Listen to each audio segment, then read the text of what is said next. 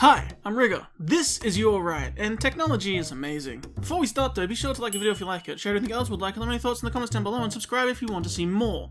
So, pretty self-explanatory, but if you're new here, I'm giving RWBY characters Pokemon teams. This time around we're looking at the Atlas officials.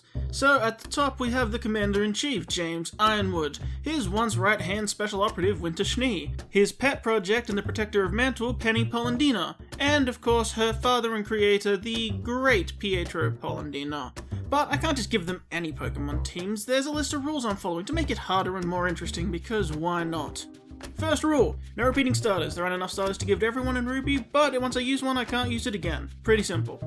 Next up, restricted legendaries. At most you can have 2. I'll try and get most people to have 1, although oftentimes you'll have 1 legendary and 1 mythical, or perhaps an ultra beast, something like that, but you can have 2, but that's the limit. And 3, of course, no repeating regular Pokemon, except in special circumstances like links between characters. So, I'm trying to give everyone a unique team if I can. Again, this sort of speaks for itself, but it causes issues, like oftentimes very obvious Pokemon don't go to who you think they'd go to because they went to someone else first. That's just the way the cookie crumbles, that's what we got to deal with, so that's what we're playing with. And also I like to add to the end that I am trying to make these teams more diverse if I can, to make them stronger actual Pokemon teams where possible, so that's also a factor. But, all that out of the way, let's get started. To start with, we go all the way to the top, the Tin Man in command who you can totally trust. James Ironwood and his downward spiral, which was controversial and divisive. But hopefully that won't be too much of the case for his Pokemon team of 6. Either way, we can give him what he wants with some more loyal companions for his journey. First off, there's an easy pick for him. He's a militaristic nationalist who wears his loyalties and priorities pretty openly, as much as you may disagree with them. He's an Atlesian patriot and a chief in command, so by the end there's nothing else we could give him. Yeah, he might say Atlas instead of Murica, but it belongs to him nonetheless. Ironwood's first member is one he's very proud of, a symbolically fitting Braviary. Next up though, if there's something as notable about Ironwood's character aside from his patriotic side, it's his eventual fall. Like it or not, it happened, and therefore we should represent it here. Therefore, Ironwood's second member is a treacherous and manipulative one. Not to mention, like Ironwood, it commands others to do what it wants, even for nefarious purposes. It's notably been used throughout history at the core of many conflicts, especially those with bad outcomes like we saw at Atlas. It used to be more friendly, but eventually it flipped, and once that happened there was no coming back. Devious, scheming and powerful, Ironwood adds some shadiness to his character with a corrupting and commanding Malamar. For his next partner, Ironwood comes strapped with 2 big hand cannons, so we may as well give him some guns to match. The man comes packing some heavy sidearms, so we're gonna give him some blasters. Therefore, Ironwood's next Pokemon packs a heavy shot. Ironwood takes aim with his personal field artillery, a Clawitzer. But that just isn't enough bang, so he needs a second sidearm. Everything gun-like is seemingly all water types, and we could give him a Ramorade or an artillery, but he's not getting anything from just another plain water type. Not to mention, Ironwood did position himself as the ruler of Atlas. It wasn't through due process, he was very much the self-appointed King of the North, but nonetheless. Therefore, to put a second gun in Ironwood's hands and give the ruler of Atlas his crown, Ironwood fills out his ranks with a raging Kingdra. Next up though, we need to address Ironwood's character. His issues stem from his unwavering stance on his beliefs. Some blame it on his metal semblance, though that can't account for everything. Nonetheless, his semblance does focus his resolve. While he strayed from the path, he also once stood for justice. Therefore, it's only right that he receive a Pokemon of justice, that is the Iron Will Pokemon. Just like him, it is unwavering in its stance, what it believes to be justice and what it believes to be right. Therefore, Ironwood stands strong with his unshakable Cobalion. And lastly, James is the Tin Man in more ways than one. Physically, he's also being kept alive and functional through his mechanical body. His will may not break, but his body does. Therefore, it's only right that he should be paired with a Pokemon that too was once biological but now lives with the assistance of a cybernetic body. Ironwood already has 2 handguns, but here we are to combine them to give him his big cannon. James leads his squad with a resurrected, haunting reminder of his mortality, Genesect. Next up is Schnee, eldest daughter of the Schnee family who escaped her home to join the military, From loyal special operative to becoming the Winter Maiden and losing her sister to the Void, Winter sure has had a rough journey. Hopefully, her Pokemon team can assist her in whatever comes next. First up, Winter has tried her best to distance herself from Jacques, but no matter what, she cannot escape her family name. It follows her. From her glyphs to the rest of her family members, she can't escape it completely and never will, which is why she, like all Schnees, must bear the weight of a chilling Cryogonal. Next up, Winter shares the Schnee's semblance, and was even the one who taught Wise to use hers, at least for the summoning. Therefore, we should give her a summon. Sure, hers may be resurrected all icy, but they came from the real thing, and they still spit flames even now. So to fill out the role of her trusty Manticore, we will give her a regal and burning Pokemon, a noble Pyroar. But in combat, Winter uses more than her summons. She's incredibly fast, as we saw with Ironwood. She's capable of slipping in close and delivering shocking final strikes.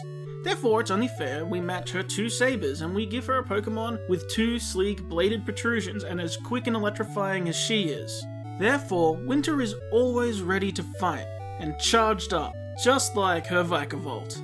But Winter is now a maiden. Not only that, but she arrived to rescue all of those sent to Vacuo from the storm. At the last moment she appeared to clear the sandstorm and take her anger out on those remaining Grimm. Without her, that sandstorm and those Grimm could have been the end of all of those escaping Atlas. So, since she saved a whole population with her powers of weather manipulation, she should have a Pokemon to reflect it. Winter continues to control the battlefield with a sky-altering cast form. Look, she got it for the similarities about the weather changing, alright? That's all, okay? I won't hear any jokes otherwise about the shapes on its chest, okay? Grow up. But just in case, we'll keep Pyroar's tail there as a sensor bar to keep things respectable. Should be ashamed of yourselves. Next, though, well, she does fight with swords, and Winter, perhaps more than most now, can truly be held up as a figure of justice. Especially how she stood up to Ironwood the way she did, declaring that she fights for what is truly right and proving it. Not to mention, their styles match as this Pokemon confounds and cuts down its enemies with swift attacks from its blades. It's fitting that Weiss and Ironwood should have counterparts to it too, but yeah, Winter cuts down her foes with a fearsomely quick Virizion. And lastly, well, she is the real beautiful Ice Queen, isn't she? I couldn't load her down with too many ice types as well as a Cryogonal, but the Winter Maiden, I couldn't leave off some super-powered Winter for this maiden. It does put her towards the overpowered side of things, along with the Virizion, but if anyone deserves it, she does. The military prowess and the powers to match, not to mention her signature attacks that include her ferocious frozen feathered flock. Therefore, she caps off her squad with an ice-cold killer at the peak, a frosty Articuno. Next, we have the adorable, delightful, lovable former maiden Penny Polendina. Created one day to save the world, and none could claim she didn't try her best until the very end. She may have been an agent of Atlas, a robot, a protector, a maiden, but most of all, she was a friend, until the end. So, it's only right we give her some more friends to support her in the form of a Pokemon team. First up, as real as she is inside, outside she had a metal body, and more importantly, she had her, what appeared to be, signature flying swords. They may have been on strings, but they were flying. So, if her weapon of choice was flying swords, then we shall give her the embodiment of flying swords. There is the perfect Pokemon for just such an occasion. Yes, it's true, she has far more than just blades in her armory, but she'll never be left wanting for them with this, her Skarmory. Next up, Penny is more than her metal exterior. She is a soul infused into an artificial being and brought to life. Lucky for us, there's a Pokemon that's exactly that. A mechanized, female-appearing body truly run on its soul heart. Penny's mascot Pokemon is really strong for once. Penny is represented by a steely-eyed Magearna. Next up, well, Penny has her trademark fiery red hair. Her swords fan out behind her back in a beautiful wheel, and most of all, she brings warmth to others as she flies around. There's a Pokemon that also is exactly that. She brings warmth and joy. She was the sunshine in our hearts. Therefore, it's only fair that Penny adds the sun Pokemon to her team, with a fiery Volcarona. For her next member, we get a little darker. Penny is based on Pinocchio, sure, and she is basically a doll with a soul. Not only that, but she was hacked as well, which you could call possessed for a small time. Therefore, to represent that spirit, the doll, and her brief turn to losing control, we'll give her a haunted doll. Penny gets some type diversity and a little morbid addition to her team with a little spooky spectre of vengeance, Bennett. It even has those hacked little red eyes. But now we move away from the fearsome and more towards the friendly. For her next member we dip into Penny's personality. She is, and always has been, a bit of an oddball, but that's what we love about her. She's a bit silly, and she loves hugs. Luckily there's a Pokemon just for that. Not to mention it's pretty powerful to boot, which also is fitting. This good-spirited Pokemon loves its friends and company, but will become depressed on its own. Luckily for us, we are not alone. Penny isn't truly gone. She'll be part of us forever. Plus it doesn't hurt that it's also full of green goo, just like Penny. So, she adds a cheerful and powerful member to her team with a good-natured but scary Goodra. And lastly, because she wasn't powerful enough, Penny can have even more power. Built in Atlas, by the end she was comprised of a piece of Pietro's soul, bonded with those passed down through the maiden powers, and gone through 2 artificial bodies and a natural one. Not to mention, being a maiden, she can also select which elements of nature she would like to wield in her fingertips. So we can match that as well. Plus, just like Penny, it only gets to where it is by being leveled up with high friendship. She may be based on Pinocchio, but let's be real, she's quite the Frankenstein's monster while we're at it. Therefore, it's only fair she have the equivalent of a patchwork project. Penny finalizes her squad with a mighty Silvally. And lastly for today, we have Pietro Polendina, and we're into the characters who don't have cool official art I can use for them, so just enjoy this screenshot. It might seem like an odd choice for me to even give Pietro a team, as quite a side character, but why not? He created Penny, and we all love Penny, so let's show him some love with a Pokemon squad of his own. First up, well, Pietro is notable for a lot of things, primarily his extreme intelligence and skill with programming and computers. He also has a very distinctive 4-legged chair. It's very recognizable in its design. So, like his daughter, Pietro too has a really strong mascot Pokemon because there's someone perfect for that. 4 legs of steel and a supercomputer brain, Pietro starts off very strong with an ironclad Metagross. Next up though, Pietro is a healer at heart, helping those in need, providing medical assistance to the people. Therefore, he needs a healer. Sean already has the one classic nurse line, so we can instead give Pietro another caring medical-minded Pokemon. This Pokemon uses its own senses to detect anything wrong with others so it may heal them. Therefore, Pietro does what he can to help others with his medical assistant, Ordino. The team, though, would indeed be lost without Pietro's amazing mind, helming the entire Amity project himself from the start, upgrading their weapons, helping devise plans, building useful tools, and creating Penny. Truly, his mind is a marvel. I think it's only right we give him a Pokemon that represents his brain itself. Something that weaponizes just how intelligent it is. Not in the physical, but in the mental. Therefore, it seems only right that one of the smartest men on Remnant be given one of the smartest Pokemon. So, therefore, Pietro stacks his team with a Pokemon that can beat you just by thinking about it. With unmatched IQ, he can't lose with his dominating Alakazam. Next, though, let's think about the creation of Penny. Pietro conceived of a way to take a piece of his very own soul and infuse it into an inanimate object to bring it to life and give it its own will. Not only did he conceive of it, but he also actually achieved it, and therefore it's fitting he receive a Pokemon that is just that, a lost soul possessing objects brought together to give them their own life. Not to mention, as more than her creator but her father, Pietro did what he could to steer Penny in the right direction and remain the anchor of her life. So, Pietro adds more weight to his squad with a surprisingly powerful Delmise. And for his next teammate, it seems only right that we should give him his symbol, something to recognize him by, and something he shared with Penny. If Pietro has a trademark at all, it's his signature bow tie, something he passed along to Penny for her hair. So, let's give him a bow tie. In that case, there's only one thing for it. Pietro adds some muscle with a fitting fighter, Heracross. It's just too bad we can't make it pink. Oh wait, we can. A shiny Heracross. Oh yeah. And lastly, it would be so wrong if a member of his team wasn't truly representative of Penny herself.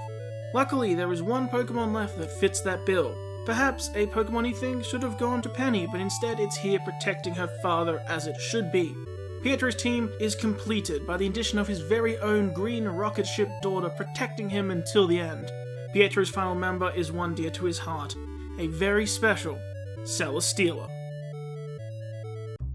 And those are the teams. What do we all think? Who's the strongest? Who would win? What team would you like? What would you change? But as usual, I'll use this little end card to talk a bit. For this one, I'll tell you, Winter was so hard to do.